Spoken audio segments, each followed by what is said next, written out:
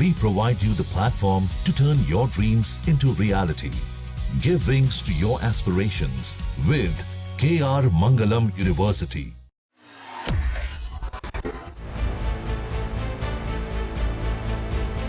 मध्य पूर्व में चल रहे युद्ध को लेकर राष्ट्रपति ट्रंप अब भड़क गए और वो भड़के हैं नॉर्थ अटलांटिक ट्रीटी ऑर्गेनाइजेशन यानी नाटो पर। जी हां, नाटो के सदस्य देशों पर राष्ट्रपति ट्रंप ने एक पोस्ट के जरिए गुस्सा निकाला है और ट्रंप ने यह साफ कह दिया है कि ईरान के खिलाफ इस जंग में नाटो ने अमेरिका की कोई मदद नहीं की। साथ ही ट्रंप ने ईरान को एक बार फिर से धमकी देने का काम किया है और साफ साफ कह दिया है कि अमेरिका का प्रस्ताव स्वीकार करना होगा या फिर और ज्यादा बड़े हमलों के लिए ईरान को तैयार रहना होगा।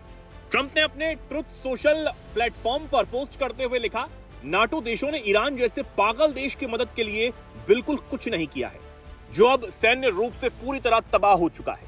यूएसए को नाटो से किसी भी चीज की जरूरत नहीं है, लेकिन इस बेहद अहम समय को कभी मत भूलना। राष्ट्रपति ट्रंप ने एक तरफ नाटो के सहयोगी देशों को अमेरिका की मदद न करने के लिए कोसने का काम किया है, तो वहीं दूसरी तरफ ईरान को अपने अड़ियल रवैये के लिए धमका भी दिया है और साफ कह दिया है कि ईरान को जल्द से जल्द अमेरिका की तरफ से कही जा रही चीजें मान लेनी चाहिए। ट्रंप ने यह भी कहा कि ईरानी वार्ताकार बहुत अलग और अजीब है, वे हमसे समझौता करने की भीख मांग रहे हैं, ये उन्हें करना भी चाहिए क्योंकि वो सैन्य रूप से पूरी तरह तबाह हो चुके हैं और उनकी वापसी की कोई गुंजाइश नहीं है। इसके बावजूद वो सार्वजनिक रूप से कहते हैं कि अमेरिकी प्रस्ताव पर विचार कर रहे हैं। ये तरीका ठीक नहीं है।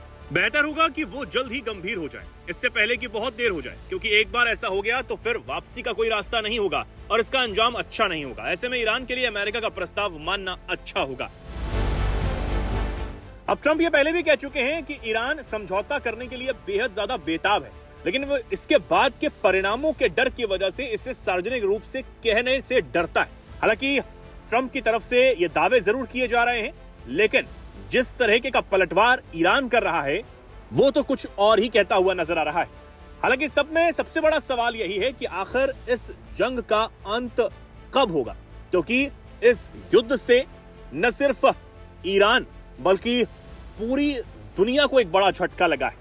अमेरिका और इजराइल मिलकर ईरान पर हावी हो रहे हैं, तो वहीं दूसरी तरफ ईरान ने गैस और तेल की सप्लाई को प्रभावित कर एक बड़ा झटका पूरी दुनिया को देने का काम किया है।